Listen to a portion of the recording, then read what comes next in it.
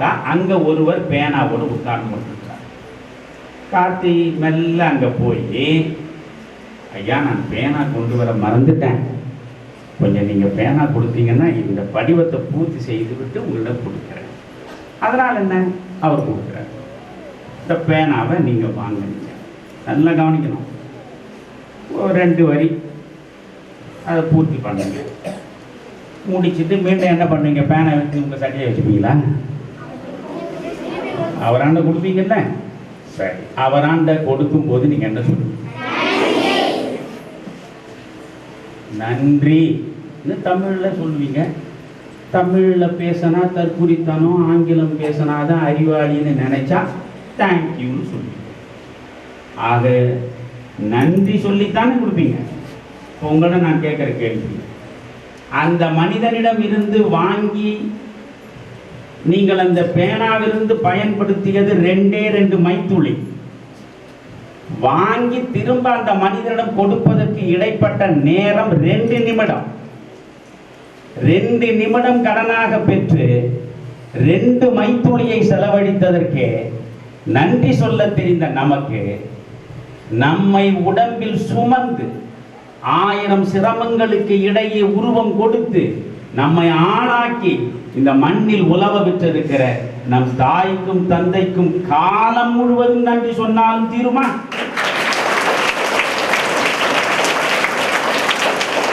யோசிப்பாங்க. இப்ப இந்த மைக்க வச்சுட்டு இருக்கேன், இது என்னையா இதை எப்படியா பேசுவீங்க, இது ரொம்ப நேரமா அப்படியே வச்சுட்டு இருந்தா கை நோவாதா? இது கவலையோட கேட்டாங்க. கை நோவை தான் செய்யும். கை நோவனா நான் என்ன செய்வேன், என்ன பண்ணுவேன் இல்லையா?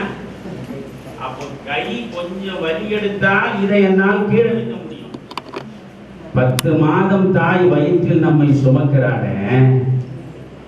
ஐயோ வலிக்குதுன்னு கீழே இறக்கி வச்சிட முடியுமா?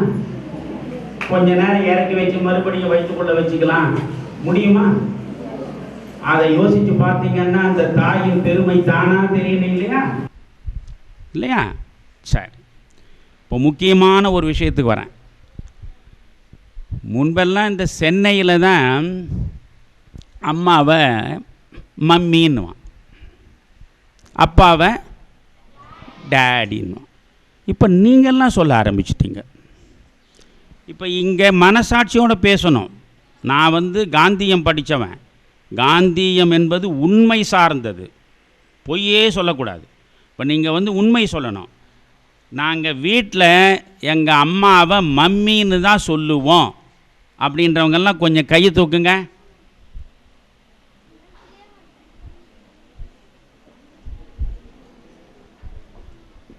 தப்பில்லை, தூக்குங்க. இங்கே ரொம்ப அதிகமாக இருக்கு, வெறும் மம்மி கூட்டமாகவே இருக்கு. ஓகே, இறக்குங்க. மம்மின்னு நீங்கள் சொல்லலைனாலும் மம்மி சொல்லுது. அம்மா என்ன சொல்கிறா, இதை கண்ணால் நான் பார்த்தது தான். அம்மா சொல்கிறா, அப்போ ஏழை அம்மா, வீட்டு வேலை செய்கிற அம்மா. அவள் எந்த வீட்டில் வேலை செய்கிறாளோ அந்த வீட்டினுடைய முதலாளி அம்மா இருக்காங்கல்ல, அவங்களுடைய பிள்ளை பெரிய கான்வெண்ட்டில் படிக்கிறது. அந்த பிள்ளை வீட்டுக்கு வரும் பொழுது மம்மின்னு சொல்லிட்டு தான் வரும், டேடின்னு சொல்லிட்டு தான் வரும். மம்மி மேலே அதிகமான அன்பு வந்துடுச்சுன்னு வச்சுக்கோங்க, மம்மியை என்னன்னு சொல்லுங்க பார்க்கலாம், மம்னும். மம், அது அன்பு அதிகமாகிடுச்சு. டேடியை ரொம்ப அதிகமாக அன்பானா என்ன சொல்லும், டேடுன்னு. இதை இந்த வேலை செய்கிற பெண்ணு பார்த்துட்டே இருக்கா. சரி, நம்ம பிள்ளையும் இதே மாதிரி ஒரு ஆங்கில பள்ளிக்கூடத்தில் சேர்த்தா நம்மையும் இதே மாதிரி மம்மின்னு சொல்லுமே, நம்ம வீட்டுக்காரரை டேடின்னு சொல்லுமே.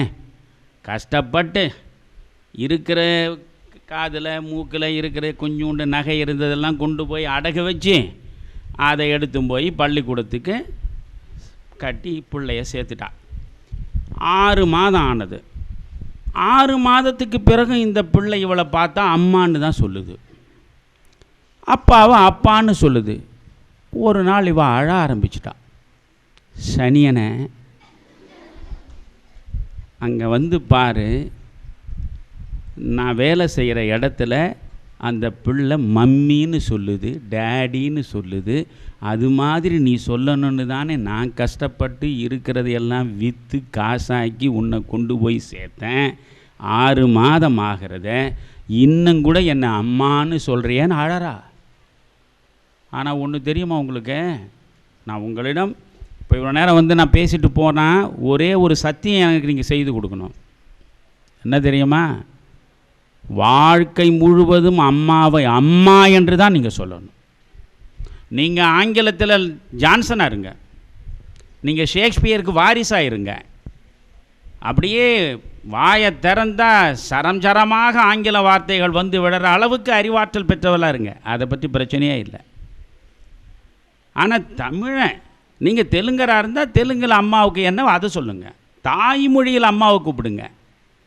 நான் உலகம் முழுவதும் போகிறேன்னு சொல்கிறேன்ல, எந்த நாட்டிற்கு போனாலும் அங்குள்ளவர்களோடு நான் பேசி கொண்டிருந்தால் அந்த மொழி பேசக்கூடியவரிடம் நான் முதல்ல கேட்கக்கூடிய கேள்வி இதுதான்.